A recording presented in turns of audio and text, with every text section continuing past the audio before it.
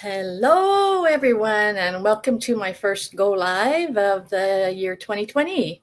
Welcome, everyone. If you want to join in on the conversation, don't forget up there to let StreamYard know, and then I will be able to see who is chatting with me. And if I get back to you, if I don't see your name right now, and if I get back to you, I will later.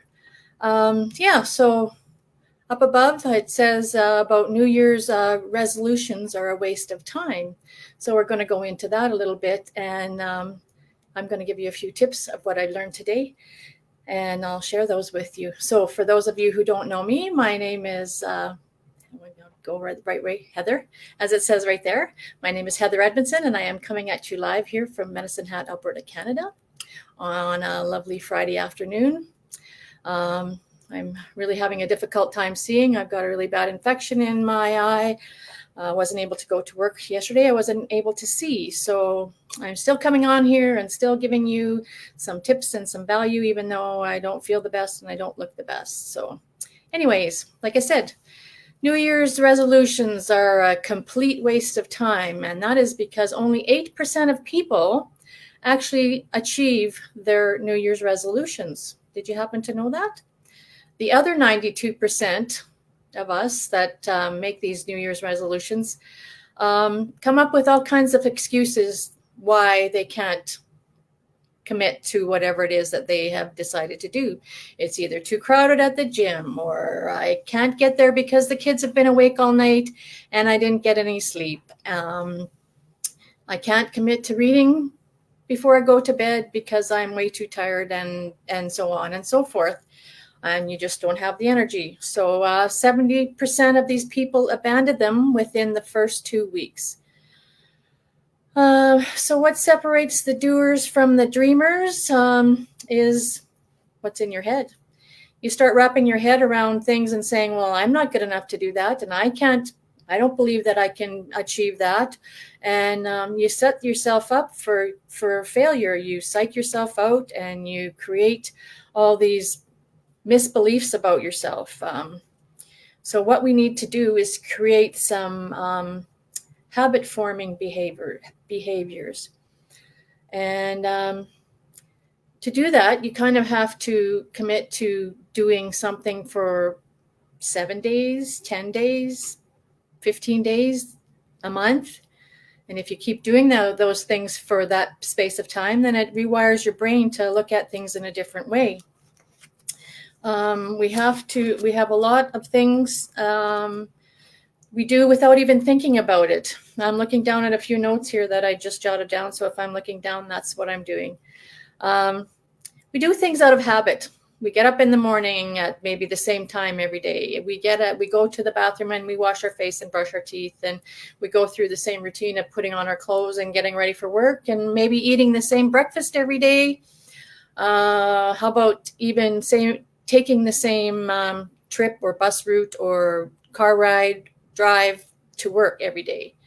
What we need to do is get our brain to think in a different way, and maybe just take a different trip to work. Shake it up by making a different breakfast.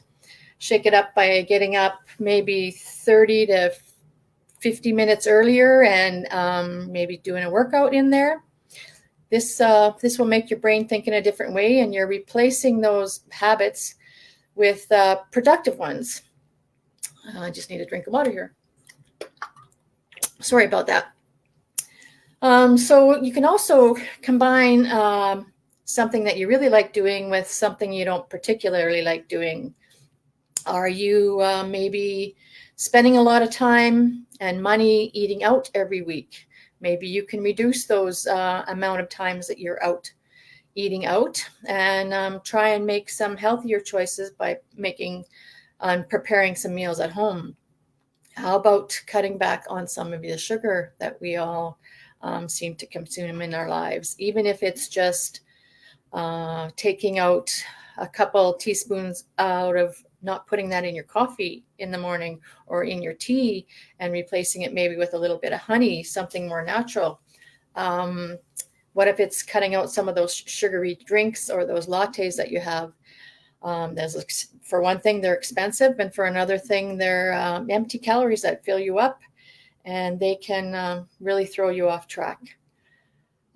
So these things are triggers, and for every trigger, it's a cue, and then you follow it up by a routine, and then you reward yourself after. So an example is, say maybe your boss got angry at you about something, and so when you got home from work, you grabbed that bag of Oreos, and you didn't just eat a couple, you ended up eating the whole bag. And after you ate the whole bag, you felt very, very guilty. And then the circle can continue and go over and over and over again. So you need to create some helpful things or helpful steps for when that happens to break that habit or switch your brain into a different way of thinking. And yeah, that's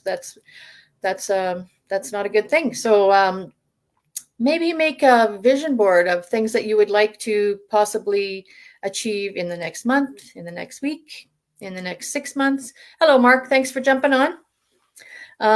Maybe find a mentor online or in a book or whatever and follow them and see some of the tips and tricks that they use. Experiment with the different things that actually cue you and throw you off in a bad direction. Follow up on maybe what triggers you and sends you off in a good direction, and maybe combine the two so that you don't throw yourself off track in the wrong direction. Maybe give your friend a phone call and say, hey, let's go skating, or let's go and do a workout. And then you'll have maybe an accountability partner. So if you have somebody to be accountable to, even by saying, I'm going to commit to the next 21-day challenge that Helen Martin's doing here coming up. By putting it out there, then you're going to commit and you're going to follow through with it. Surround yourself by like-minded people. That's a big one. You need to get rid of all the negativity in your life by not being around those people that just kind of spiral you down, bring you down.